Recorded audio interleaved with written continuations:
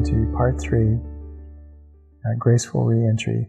And this is a very important part of the short-term mission outreach experience. Lots of times when people come back from a country, especially if it's their first time, they're going to experience reverse culture shock.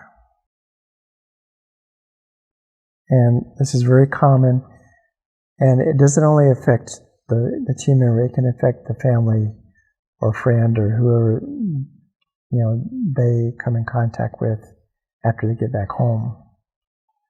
So I want to go over some of the causes of reverse culture shock. One is unrealistic expectations that the team member might have of what they expected to happen on the trip, and it either didn't happen or it happened really differently than they wanted it to. Changes in you as a result of the outreach. Changes in spirituality, good or bad.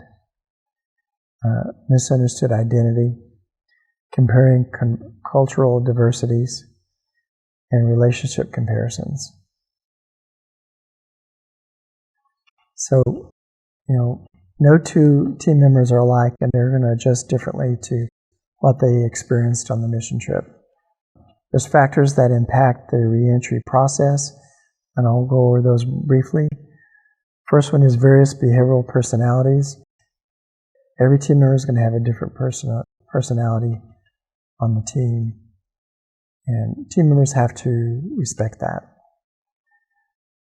Length of the mission outreach, it can be either 1 week to 2 weeks, 3 weeks, could be even longer. Typically, most short-term mission trips are 1 to 3 weeks.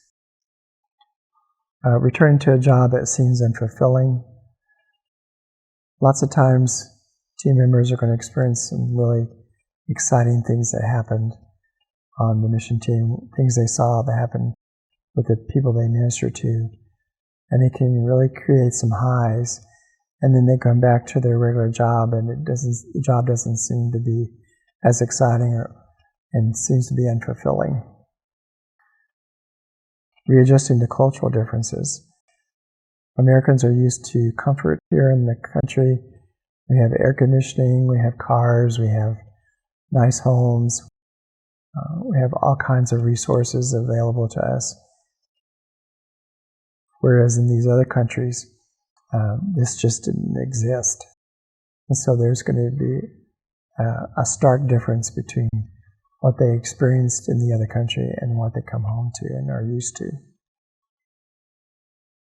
Contrast of poverty, social values, and spiritual values of a nation visited and the Western lifestyle. Like I said, the Western lifestyle is a much more affluent lifestyle. I realize there's people who are poor in this country, but not to the extent or the quantity like you see in other countries. I mean, 80% of the world goes to bed hungry every night, so that's a huge difference in contrast.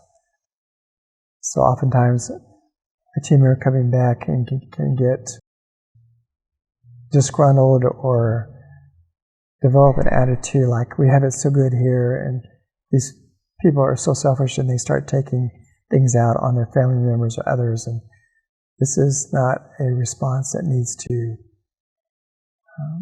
be displayed to the loved one that you came home to. I have this process, it's called Making Return Easier, and there is a downloadable called Preparing to Come Home that I think you will find very resourceful and valuable. The first thing is always have a debriefing on the team before you come home. The team leader needs to get with the team and go over the highlights of the trip, the low points of the trip, things that the team members thought were great, things that they think the team members thought they should have been changed.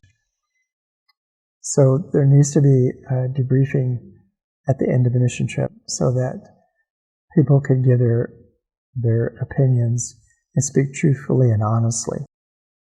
The other thing is, when you get back home, you need to listen to the people that you left behind, your spouse, family members, friends, because they supported you while you were gone. I'm sure they prayed for you. They may have even supported you financially. And so you need to respect and honor those members when you get back. You need to remember the good and bad of the outreach. Don't glamorize the good and forget the bad. Remember the challenges that you encountered. But this oftentimes can be where you get to glorify and praise God because of the challenges you encountered and what He did to meet those challenges, or things that He did in your life that changed you for the better. One thing you also need to realize is don't make promises to the nationals that you minister to that you can't keep. Don't promise, I will be back, if you know that there's a possibility that you won't ever able to come back. So don't make promises that you can't keep, because if you're unable to fulfill that promise, it's going to leave a bad taste in the nationals' mouths, thinking that you didn't keep your word. So it's better to say things like, this has been a wonderful time with you. I hope I get to come back again someday. If I do, I'll let you know. Something along that line. You need to recognize the different callings and gifts that each of the two members had on the team. Everybody has different gifts and callings, and each one is just as important as each other's. Be sensitive to how you come across when you share things after you get back home. Don't come across as, I'm a better person now and you're not because of this trip to this country. That's just going to turn the people off that you love. So, and as far as photographs, just share a select few. Don't share all your photographs because it can be overwhelming, and the family member or the friend may not appreciate all the photos. So just do the highlights of the trip, and just be sensitive to the needs of your family, friends, significant others. Be very sensitive and be a blessing to them when they come back, so that the next time you go, they're going to be excited to send you off again. So this concludes the short-term mission course. We covered 3 main parts: preparation, practical aspects, and graceful reentry. I really appreciate the time that you've taken to review this video and to look at the different links on our website. That website again is blessing.org, and you can get any information that you need regarding this course there and all the downloadable prints. Thank you very much. God bless you.